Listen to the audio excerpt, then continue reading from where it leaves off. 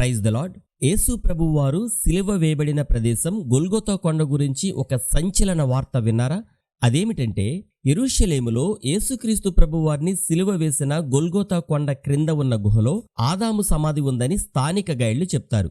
అంటే ఇశ్రాయేలు దేశానికి చెందిన గైడ్లు చెప్తారు. ఇది నిజమా? ఆదాము సమాధి గురించి చరిత్ర ఏం చెప్తోంది? ఆదాము సమాధి యెరూషలేములో ఉందని చరిత్రలో మొదటిసారిగా ఎవరు చెప్పారు? గొల్గొతా కొండ క్రింద గుహలు ఉన్నాయా అనే వివరాలను ఈ వీడియోలో తెలుసుకుందాం. ఇప్పుడు గొల్గొతా కొండ వద్దకు వెళ్ళి అక్కడ ఉన్న గుహలు చూద్దాం. ఈ వీడియోకి పోస్టర్లో ఆదాము సమాధిపై ఆదాము శిల్పం ఉన్నట్లు పెట్టాము. నిజంగా ఆదాము సమాధిపై ఆదాము శిల్పం ఉండదు. అందరికీ అర్థం కావడం కోసం మాత్రమే మేము అలా పెట్టామని గమనించాలి. ఇప్పుడు మనం యెరూషలేములోని పాత నగరంలో ఉన్న గొల్గొతా కొండపై ఉన్నాం. ఇక్కడ ఆదాము సమాధి ఉంది అని చెప్పబడుతున్న ఆ గుహ వద్దకు వెళుతున్నాం. ఇప్పుడు మనం ఆదాము సమాధి అని చెప్పబడుతున్న ప్రదేశానికి వచ్చాం. గొల్గొతా కొండపై కట్టబడిన చర్చ్ బయటి నుండి చూస్తే ఈ విధంగా ఉంటుంది. ఈ ప్రదేశాన్ని చాపల్ ఆఫ్ ఆడమ్ అని పిలుస్తారు. ఇక్కడ కనిపిస్తున్న ఆ బాక్స్ మధ్యలో ఒక పగులు కనబడుతుంది, చూసారా? అది యేసుక్రీస్తు ప్రభువారు శిలువపై మరణించిన రోజు వచ్చిన భూకంపంలో ఈ గొల్గొతా కొండ పగిలింది. మనం చూసేది ఆ పగిలిన కొండ భాగమే. హోలీ ల్యాండ్ టూర్లో మనం ఇక్కడికి వచ్చినప్పుడు ఇక్కడ లోకల్ గైడ్ ఈ ప్రదేశానికి తీసుకుని వచ్చి వారు ఇలా చెప్తారు. ఈమె స్థానిక గైడ్. ఈమె ఏం చెప్తుందో మీరే వినండి.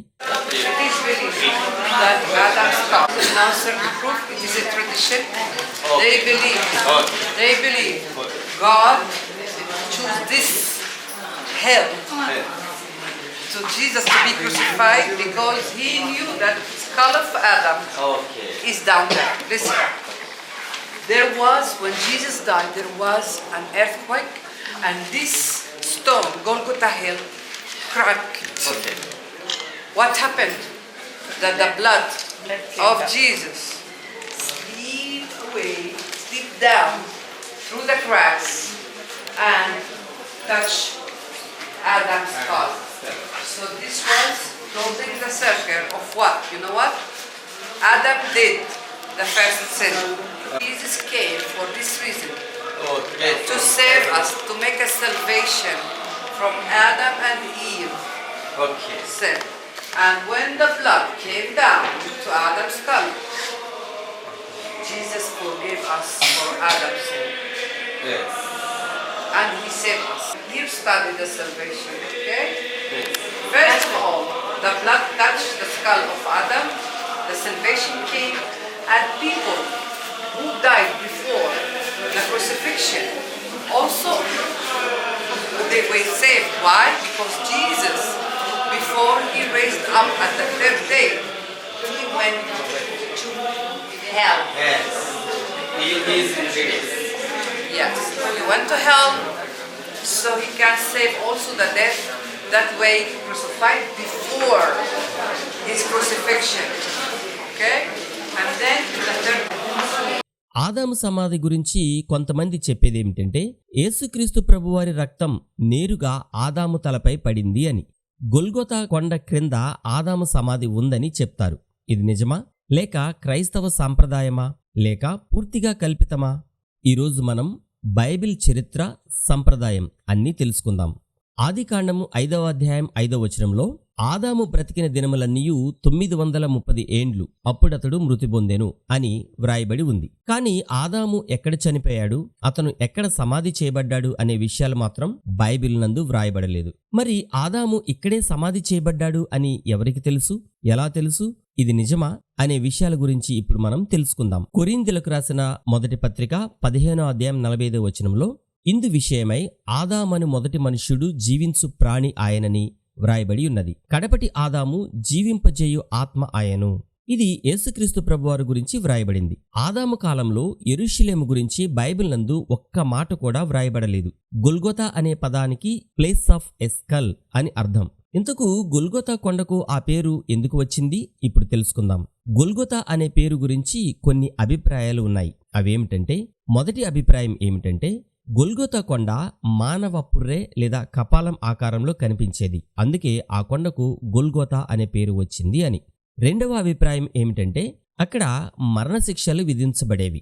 ఆ కారణంగా అక్కడ మానవ ఎముకలు కూడా ఉండేవి. అందుకే ఆ పేరు వచ్చింది అని. బైబిల్ నందు గొల్గొతా కొండపై యేసు ప్రభువారిని సిలువ వేశారు అని వ్రాయబడి ఉంది. కాబట్టి మొదటి నుండి అక్కడ యేసుక్రీస్తు ప్రభువారు సిలువ వేయబడి మరణించారు అనే ఈ మాటను బైబిల్లో వ్రాయబడి ఉంది కాబట్టి అది నిజం అని మనమందరం విశ్వసిస్తున్నాం. కానీ 2వ శతాబ్దం చివరి కాలం నుండి ఒక వార్త ప్రచారంలోనికి వచ్చింది. ఆ కొండ క్రింద ఉన్న గుహలో ఆదాము సమాధి ఉంది అని. ఈ వార్తను తన రచనలలో మొదటిసారిగా వ్రాసిన వ్యక్తి ఓరిజెన్. ఇతను క్రీస్తు శకం 185వ సంవత్సరం నుండి 253వ సంవత్సరం వరకు జీవించాడు. ఆ రోజుల్లో ఇతను ఒక ప్రముఖమైన బైబిల్ పండితుడు. ఓరిజెన్ కాలంలో యూదులలో ఒక సంప్రదాయం ఉందని చెప్పబడింది. ఆదాము శరీరం గొల్గొతా కొండ క్రింద ఉన్న గుహలలో ఉందని. ఇది ఆదాము సమాధి అని చెప్తారు. మరి ఏదైనా హిస్టారికల్గా ప్రూఫ్ ఏదైనా ఉందా అంటే లేదు, నమ్ముతారు. ఎందుకు కారణం ఏంటి అని అంటే ఆదామును తీసుకొచ్చి ఇక్కడ సమాధి చేశారని ప్రభువుకు తెలుసు అని ఆవిడ చెప్తుంది. యేసుక్రీస్తు ప్రభు వారికి తెలుసు ఆదామును సమాధి చేశారు. అందుకనే ఆదాము మొట్టమొదటి పాపం చేసింది ఆదాము వల్ల మనకు పాపం వచ్చింది. ఇప్పుడు ఆ పాపం పోవాలంటే రెండవ ఆదాము యేసు ప్రభు వారు, ఆయన చనిపోయి తిరిగి లేవాలి. ఆ కారణం చేత ఆయన తిరిగి లేస్తేనే పాపం పోతుంది. కాబట్టి ఆయన అందుకనే గొల్గొతా కొండను ఎన్నుకున్నారు అని ఆవిడ చెప్తారు. ఎన్నుకున్నారు. ఆ ఎన్నుకున్న తర్వాత ఇక్కడ సిలువ వేయబడ్డాక ఆయన రక్తం కారినప్పుడు అప్పుడు ఏం జరిగింది? భూకంపం వచ్చింది కదా, 3 గంటల వరకు చీకటి పడిపోయింది. భూకంపం వచ్చి చీకటి పడిపోయింది. ఆ భూకంపం వచ్చినప్పుడు ఈ గొల్గొతా కొండ పగిలినప్పుడు ఇలా గీతలు వచ్చాయి, అదే కిందకి. ఆ సందుల నుంచి ఆయన రక్తం కారి ఆదాము ఎముకలకి తాకింది. అప్పుడు ఆదాము కూడా పాప విమోచన పొందాడు. అందుకే తర్వాత క్రైస్తవ సంప్రదాయాల్లో గొల్గొతా కొండ అంటే ఆదాము తల ఉన్న ప్రదేశం అనే ఆలోచన బలపడింది. గొల్గొతా అంటే కపాలము అనబడే స్థలం అని బైబిల్ నందు వ్రాయబడి ఉంది కదా. ఇక్కడ ఆదాము తల ఉండబట్టే ఆ కొండకు ఆ పేరు వచ్చిందని యూదులలో కొందరు నమ్మేవారు.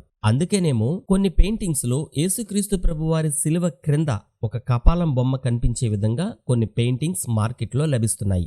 ఓరిజెన్ ఇలా రాశాడు: నేను ఒక సంప్రదాయం విన్నాను. అదేమిటంటే మొదటి మానవుడైన ఆదాము శరీరం ఇక్కడే సమాధి చేయబడింది అని.